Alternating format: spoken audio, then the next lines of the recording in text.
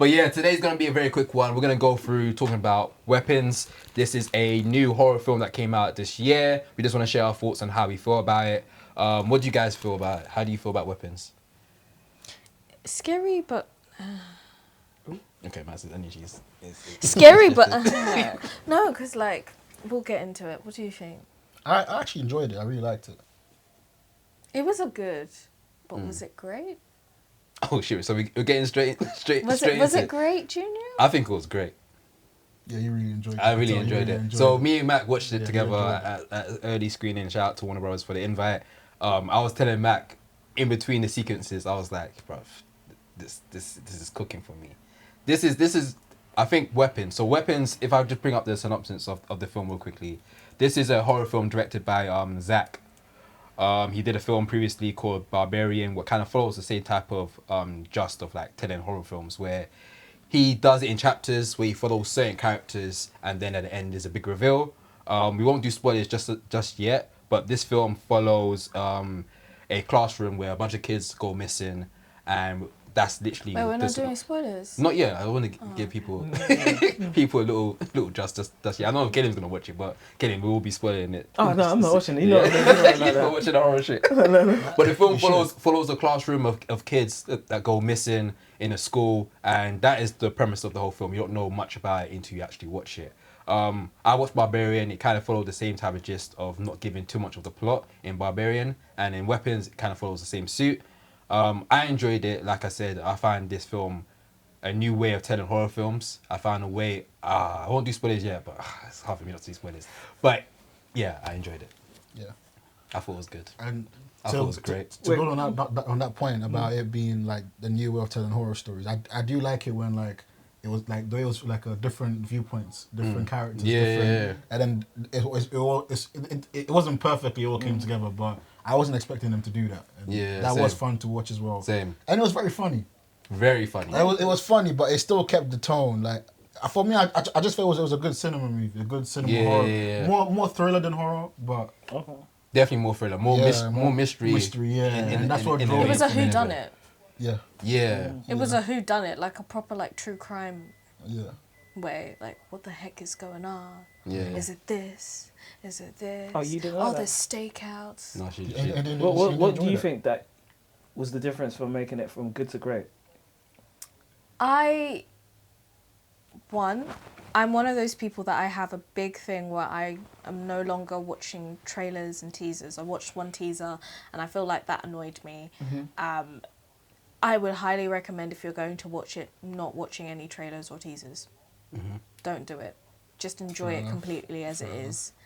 And they were dropping a lot of them and trailers and stuff. Yeah. I also feel like other people's views on it really irked me because it placed like this unrealistic expectation of this film that I hadn't seen. So then I already had like preconceived notions, and when I went in, I was like, oh.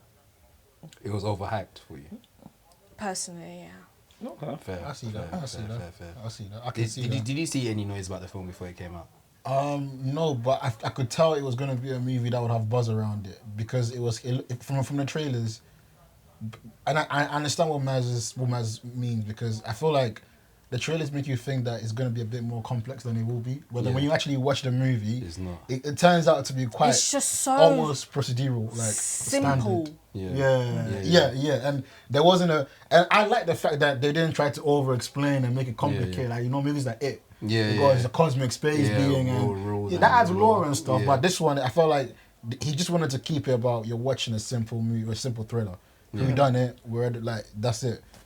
Yeah, and I feel like you're right. It can, because the trailers make you think you're going to see something like a mind-bending story, a huge sci-fi but then like thrill. it becomes a And the way also people are describing it as we are in the midst of 2025, which is definitely the year of horror. We started off with Nosferatu, we've had Sinners, we've got Bring Her Back, we've got Together coming here, we've got Him, like Man's whole head for the back.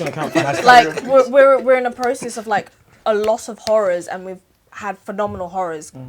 Even just the bouncing off of like last year where we had like The Substance to end the year. So now to have this, and then everyone go, this was the greatest horror, and I'm like, Is one of the greatest horrors of this year. It's one of the greatest. no, one of the greatest. Is it the greatest?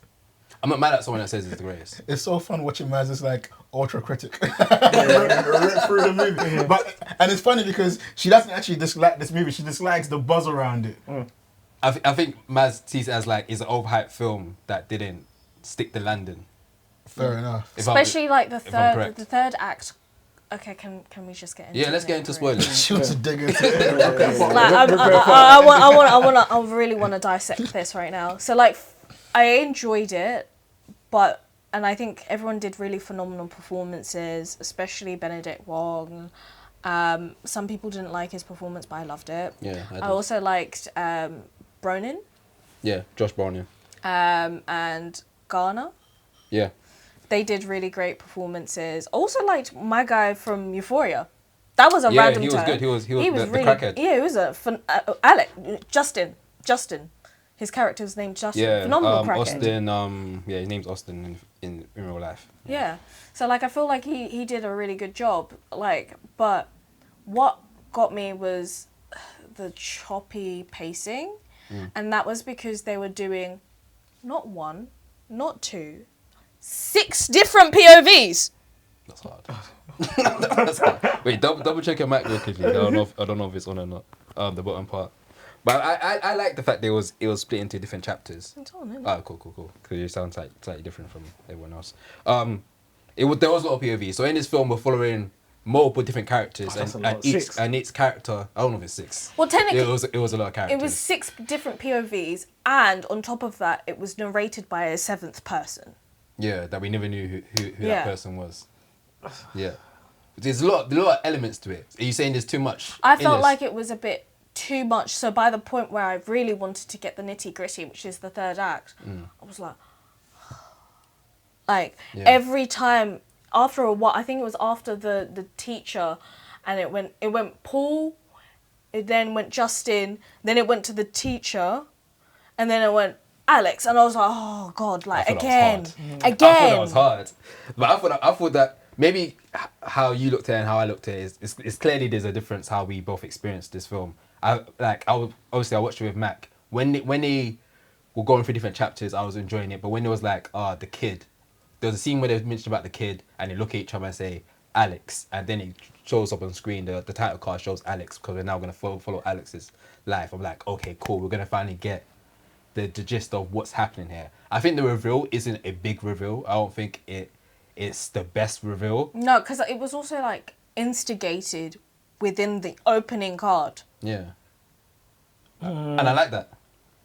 That was sick. You just sold the whole... One of the biggest reveals in this film happens in the beginning part, because in the trailers they make it known that it's a whole class, all the kids are missing. Yeah. In the beginning, during the narration, they literally go, everyone in the class is missing except for one kid. So obviously you're gonna start thinking this kid has something to do with the kids missing. Yeah. But I think the film does a great job of like, I think everyone kind of figures out what's going on probably like from Act 2. No, Act 1. First act, because open card, Yeah. weapons, triangle in a circle. Yeah. But do you think that ruins it for you? That ruined it a bit, yeah. I thought it kept me engaged throughout. Like, I feel like this was a fun film that... What I love about this film, let me say what I love about this film. I already told Maz this off camera before we started recording. What I enjoyed about this film is it did something that most horror films don't do. So I watch a lot of horror films. I don't know why. Somehow I found interest in horror films. So I watch a few of them. And a lot of time they latch into trauma. This is like their main thing. Protagonist is dealing with trauma. They've lost someone. They're dealing with something emotional before the horror stuff starts happening. This film, it kind of latches on the fact that none of the characters are dealing with anything internal with them. Of course, the teacher is dealing with alcoholism, but it never dives into it. In horror films, they always dive into, okay, she's an alcoholic, but, Doc, for example, but why is she alcoholic? Like, mom's got, like, everyone seems to have, normally there's something that... Yeah, but then also, instigates the like, horror. it does also kind of start off on trauma, because it talks about, like, it dealing with grief. You're going to, of course, feel emotions of sadness and anger because your children are or sense of abandonment. But that's trauma. But that's the horror. That's not the trauma. No, okay. Let's talk about Bring Her Back. Bring Her Back is another horror film, which is great. I love Bring Her Back. Proper I think some horror. people, yeah, but that leans heavy into trauma. Yeah. Because before the horror stuff happens, the dad dies. Yeah. So that's something they're dealing with internally. Of course, we find later on in the film there's abuse between the father and further trauma. Yeah, And further even trauma. the woman that's outside of the horror. Yeah. Weapons, the horror is the kids are missing. Yeah. And that's causing the trauma amongst them. So this is a new way to tell horror. And then the elements of balancing horror with comedy is somewhat done in a way that I just never seen a horror film do, where in one moment we're screaming or like jumping up and in another moment we're laughing. And on that point as well, do you know Alex's family, like when this POV began, I actually thought his parents would be weird or something about his parents. Because his dad was too nice. Yeah, but then it turns out it's okay family until the outside influence comes in. It's like, so like you're saying, I agree, like it's a horror that is, I wouldn't even call it horror, you know. It has horror elements, but it was more of a thriller. But then I think why people might feel it falls flat is thrillers normally, they give you like a mad twist. Yeah. They give you like that payoff. Yeah. And I feel like this one didn't do that. No, like it didn't. Like a thriller will explain why. Yeah. Yeah. We didn't get the But we don't answer need a why. Why do we need a why? Yeah, I see so many people ask like the hidden messages behind this film. Did you enjoy watching this film? Were you entertained? I did. Did you laugh? Did you get scared? That should be enough. And there shouldn't be like a deep. What's happening right now in the film community is that not film community. People that watch movies. We watch a movie, then we go online and type in explained. We don't need it to be explained. We enjoyed it. It's an art We piece. enjoyed it. We experienced it. Where we took from it is where we took from it. I feel like the issue with this film is people looking at it as like we believe this film was meant to be a huge mystery, and the mystery wasn't what we wanted it to be. So it did a poor job in that. I think it's a film that didn't need to do any of that. If you watch his past film, it was even more bizarre and more weird and more out there and a little bit more cringe on the big reveal as well. And that's how he does his film style. So I'm not mad at people that don't like the film, because I understand this is a new way to tell it, and it may not work for everyone else. But I think there should be like a bridge of like, you know what, you don't like it, cool, but I like it, and that should be cool as well. I respect it, but I just don't think it's the greatest horror. You're fully right. It's one of the best. It's barely a horror in my opinion. I don't think it has obvious bodily horror elements, but for me it leans more towards a hidden comedy. It's one of the best. It leans more towards like for me the plot twist is you're watching a comedy. Yeah. Because at the end it's all happy. Not okay. I shouldn't spoil it like that. But we're doing spoilers. Even the way it ends to me, it's meant to be. I feel like it's a genuinely a comedy movie, hidden in a thriller, and the whole subversion is that it's a comedy. That's the subversion in my opinion. It was more a comedy than anything else. So that was a plot and twist. then like for me to hear greatest horror, and I'm like, no. One of the best horrors of this year. You're right. It's one of the best. I'm not saying great. It's one of the best horrors this year. Now if you mention it in that way, I can see why people like Maz will actually hate that movie, because you're putting it in a field where movies like Nosferatu probably will destroy it in terms of in the horror aspect. Yeah, but it can't survive in a horror aspect. For me, it's still a horror. Would you say it's the best horror themed movie? Best horror themed. Like I was like. No, not really. Would you say it as horror itself, or would you say like horror? It's horror-esque. Yeah. Like this is a new way. It's a horror hybrid. It's a new way to tell a horror. Yeah. Like it has elements of horror stuff. It has the scares. It has the jump scares. It has the body scares as well. But I think the best comparison is comparing this to Bring Her Back, because that is the definition of a horror film. Yeah. But it follows everything you're meant to do with a horror. Yeah. And it follows the first, second act of a horror to a T, and it does a good job at it. And I think that's what makes it great. That's why I was like, for me, I've had this weird thing, because I watched that was the last horror I watched, Bring Her Back. So whether or not I meant it to be intentional as well, I was sat here thinking, okay, does it live to that expectations? Personally, for me, it didn't. It was good. I enjoyed it. Probably one of the top 5 for the year. But was it the greatest? I'm seeing people tweet it's the greatest of all time. I'm seeing people say it's the greatest of the year, and we've still got a crap load of horrors. I think it's I'm kind of saying this over and over again, so pardon me if I'm repeating myself, but I think this is more of a, like, people are seeing this as like, this is a new way to tell this type of genre, and people are gonna jump off the fence and say it's the greatest of all time. I think it's more of like recent bias where they're looking at it as like, I never seen a horror film do this before, and I think the elements of it really, I think people are just living in the moment right now of like, a lot of people said it's good, a lot of people saying it's great, and people just kind of jumping on that bandwagon of being great and being good. I think some people believe it to be great. I think some people are just saying it because other people are saying it as well, which can cause some frustration. My whole thing about this film is it's different. It's a new way to do things, and I like a director that tries to do something different than I've seen before, and I think he did a great job at doing it. So yeah, that's how I feel about it. To me, also, I got the vibe that it wasn't a movie that was trying to go on like a grand story and give you like a lesson, and I feel like probably modern movies probably need to scale back to that. Yeah. Where like they don't try to tell you like a big epic. Just give me a story where if there is a big message in it, let me uncover it later. I want an epic. Like that's probably the theatre kid in me that also had like a lot of like learning from like Greek mythology where it's word of mouth, and it was, and also like my religious upbringing, parables and stuff, like I want meaning. So maybe that also impacted that, but it doesn't take away from the fact that it was a good film, and I did watch it twice. So how do you find it on the second watch?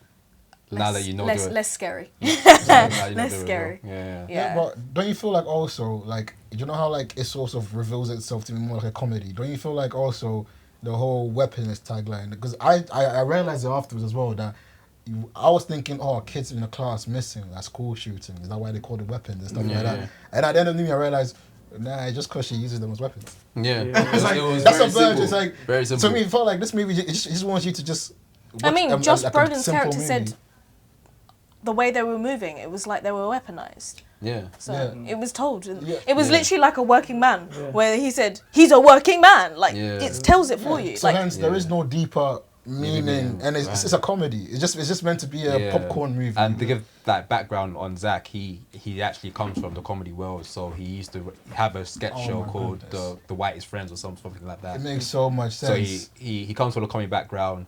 His writing styles with films, his last two films, Barbarian and Weapons, he writes with the question but not the answer. So he starts with the film like with like the like question. an improv. Yeah, so he doesn't find the answer. So he's writing the film not even knowing what's the reveal going to be into the end. When I say like an improv, it's because when you do improv, you go yes and. So you don't actually end the statement. You're asking a question right at the end. So you're just having to accept whatever's going on. And I think that's probably what we get in Weapons, where you just have to accept it. Because what do you mean? My guy is like just killed his man. Possessed, covered in blood, running around, going like this, and everyone's going, "What the fuck?" Someone would, even in a normal world, especially in America where there's guns accessible, someone would have shot him. You think so? 100%. Depends where they are. If they're in Florida, that's true. I feel that's very subjective, because people in this day and age as well, we like to mind our business. So you see a guy running with blood on his face, I'm just gonna look at him. Nobody.